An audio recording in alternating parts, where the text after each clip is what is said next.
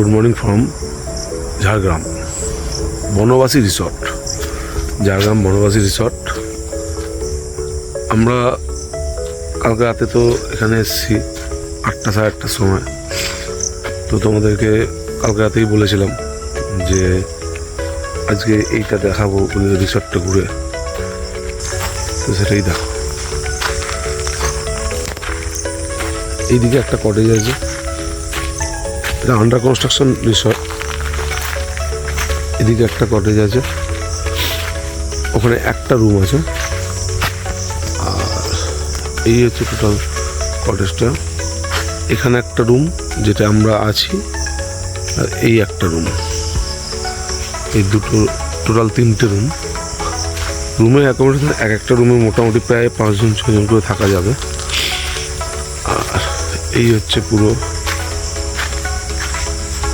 ভিউটা, পুরো জঙ্গলের মধ্যে। উপর থেকে দেখো তাহলে আরো পরিষ্কারভাবে বুঝতে পারবে। ডিপ অভয়ারণ্য, তার মধ্যেই রিসর্টটা। কেমন লাগছে উপর থেকে বলো। এই যে দেখো, আমাদের মোটামুটি ব্রেকফাস্ট সব করে রেডি হয়ে আছি আমরা, কিন্তু এখানে প্রচণ্ড বৃষ্টি হচ্ছে। বৃষ্টির মধ্যে আমরা দেখি কি করা যায়, একটু ওয়েট করবো, তারপর আমরা বেরোচ্ছি।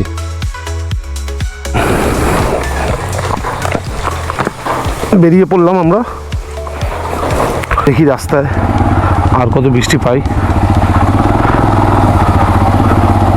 আছি কাকা,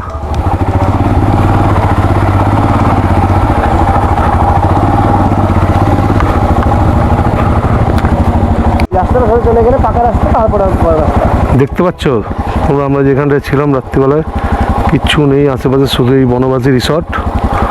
আর এই রাস্তা দিয়েই কালকে আমরা এসেছি, এখন বেরোচ্ছি। কালকে রাতে যেটা বলেছিলাম রাস্তাটা দেখাবো, দেখো। আসছি কাকা। হ্যাঁ আসবো।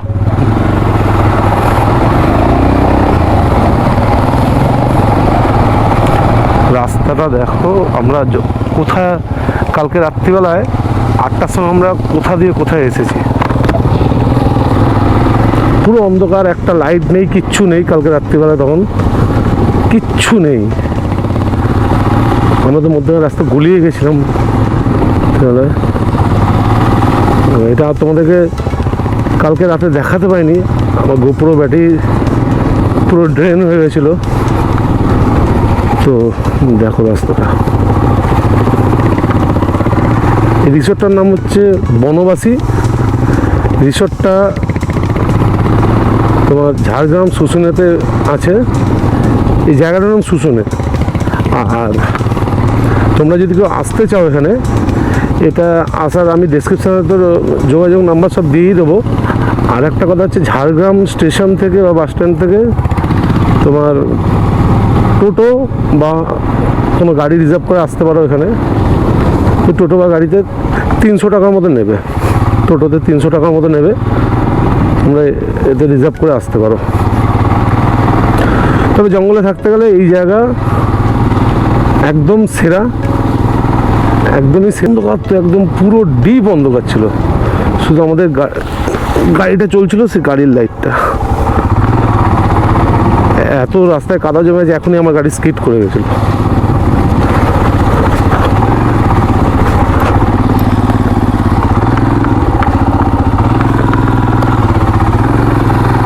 যদি আসতে চাও এখানে এই রিসর্টে, তো এখানে তোমরা দিনের বেলাতে আসার চেষ্টা করো। এই রাস্তা দিয়ে আমরা সোজা গেছি, ভেতরে অনেকখানি গেছিলাম।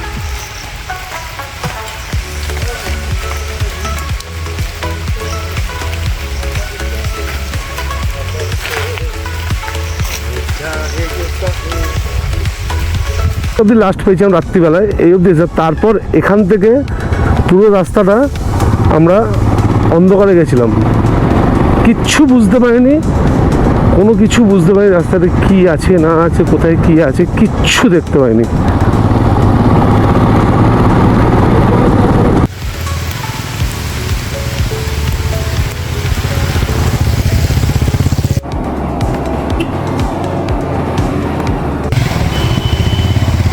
এটা হচ্ছে সেই সুন্দরী ডুলুং নদী। বর্ষায় কি সুন্দর লাগছে দেখো।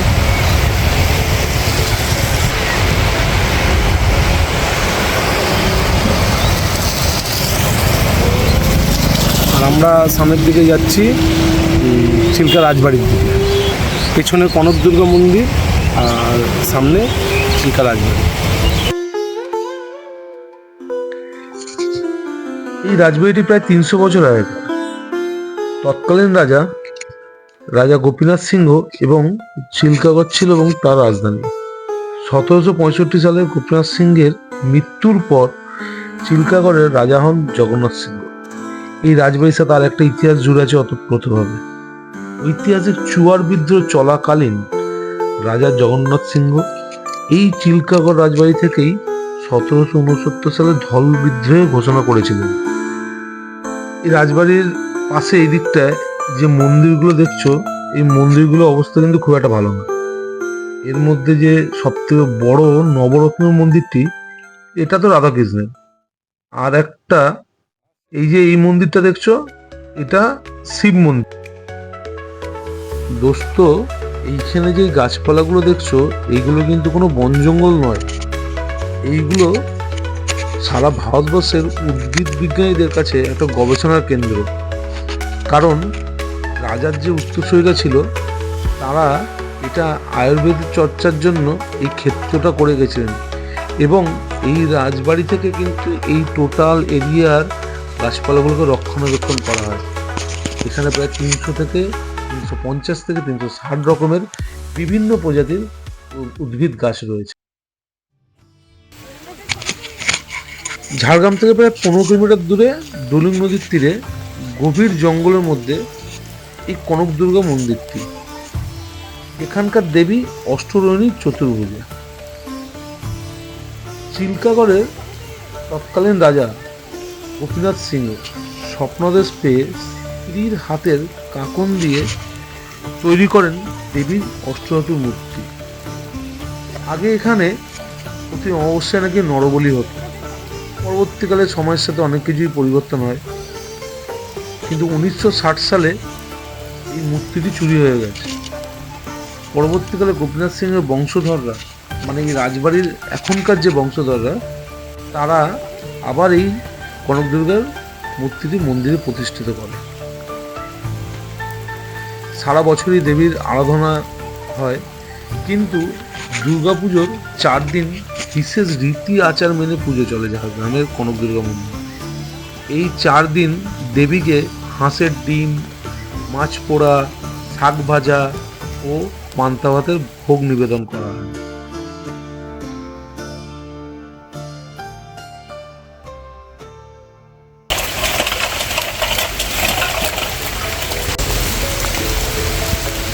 একটা অতিথি নিবাস আছে।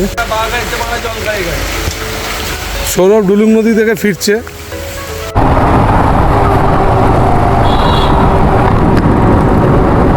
ঝাড়গ্রামের জ্যামটা কাটিয়ে বেরোলাম। একটু এক জায়গায় দাঁড়িয়েছিলাম, দাঁড়িয়ে একটু চা খেলাম। আর আমার এক দাদা আছেন ঝাড়গ্রামে, দাদার সাথেও দেখা করলাম। দেখা করে আবার আমরা বেলপাহাড়ির দিকে বেরিয়ে গেলাম। বেলপাহাড়ি এখান থেকে বলছে 65 কিলোমিটার। একটা শিলদা বাজার, ঝাড়গ্রাম, শিলদা বাজার ঝাড়গ্রাম। এখান থেকে শিলদা বাজার থেকে বাঁধিয়ে নিলাম। আর পেছন দিকের রাস্তাটা বাঁকুড়া দুর্গাপুর চলে যাচ্ছে। এখান থেকে সামনে 3 কিলোমিটার যাওয়ার পরে আমাদেরকে রাইড নিতে হবে। এই যে এই মোড়টা থেকে ডান দিকে আমাদের বেলপাহাড়ির দিকে যেতে হবে। আর বাঁ দিকটা নিলে পুরুলিয়া, বর্ধমান ওদিকটা আবার বেরিয়ে যাব। আমরা ডান দিকে টার্ন নিলাম। এখান থেকে আর 8 কিলোমিটার মতো, 8-10 কিলোমিটার মতো এখান থেকে। তোরফানি ওদিকে সোজা আমরা যে ঘাগড়া ওয়াটারফলস।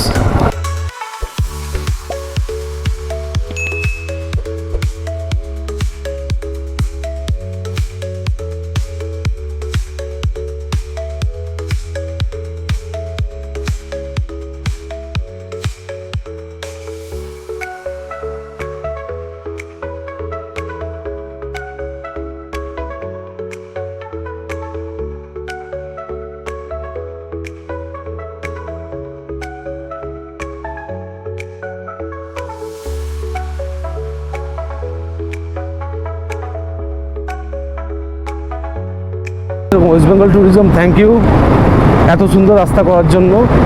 আর 1 কিলোমিটার আছে মানে এত সুন্দর রাস্তা না হলে হয়তো এই বাইক রাইড করে এই ট্যুরটা এনজয় করা যেত না।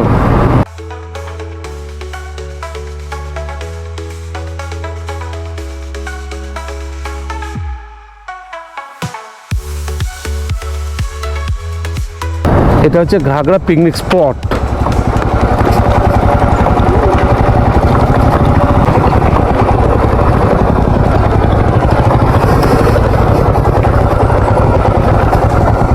ঘাগড়া বেলপাহাড়ি ঝাড়গ্রাম, ওদিকটা হচ্ছে ঘাগড়া এর।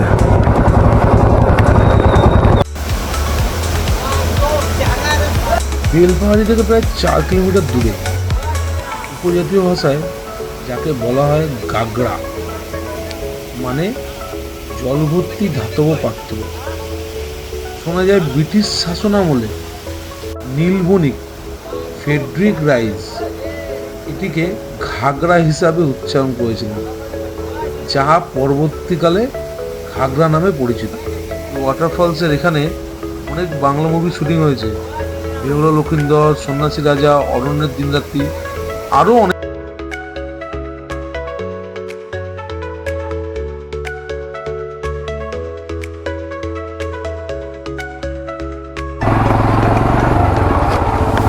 রাস্তাটা দেখো, ঘাগড়া ফলস থেকে বেরোলাম, ঘাগড়া ফলস থেকে আবার সেই রাস্তা সামনে থেকে বাঁদিকে নেবো।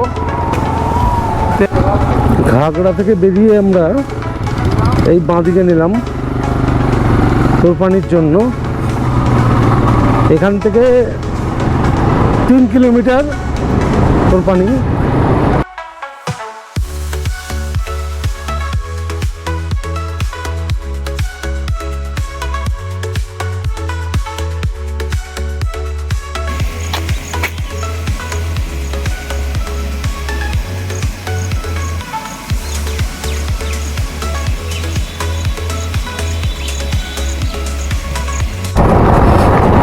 দেখো রাস্তাটা, সামনে হয়তো ঢাঙ্গি কুসুম আছে।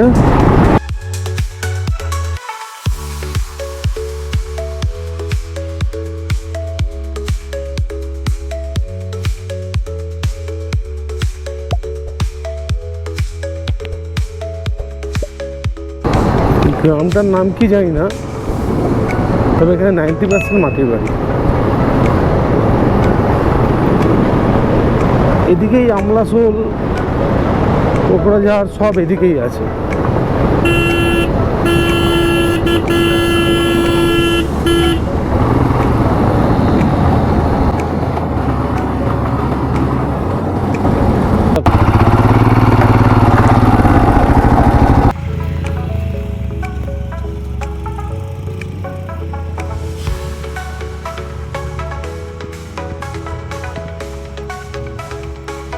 দেখো এখানে বিউটিফুল, পুরো জঙ্গলের মধ্যে একদম। জানি না জঙ্গলে কি আছে, চলো আগে এগিয়ে যাচ্ছি। এখান দিয়ে নাকি বলছে আরও যেতে হবে। গাড়িটা রেখেছি, গাড়ির মধ্যে সব ট্যাঙ্ক ব্যাগ, বাকি আমাদের লাগেজ ফল সব গাড়িতে রয়েছে। জানি না রিটার্ন গিয়ে কী দেখবো।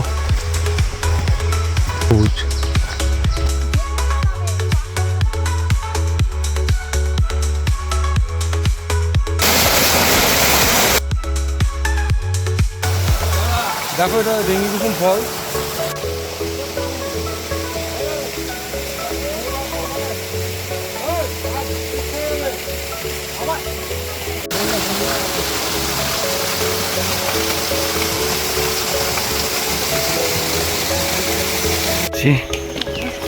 এখন আরো উপরের দিকে উঠতে হচ্ছে।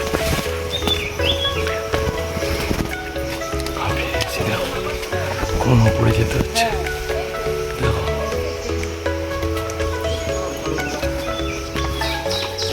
উপরে যাচ্ছে।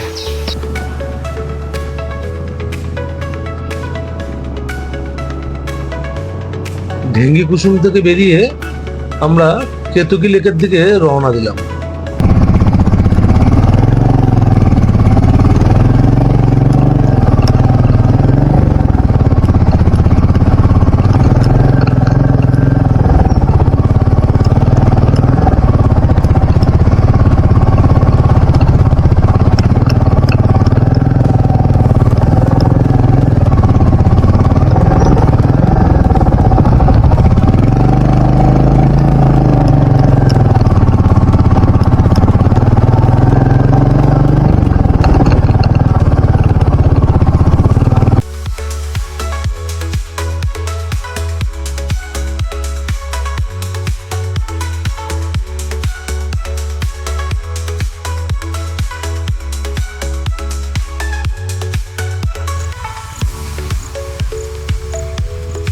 বন্ধু, এই হচ্ছে কেতকী লেক, এই হচ্ছে কেতকী লেক।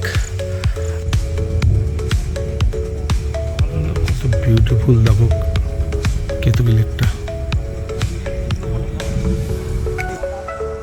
কেতকী লেকের সামনে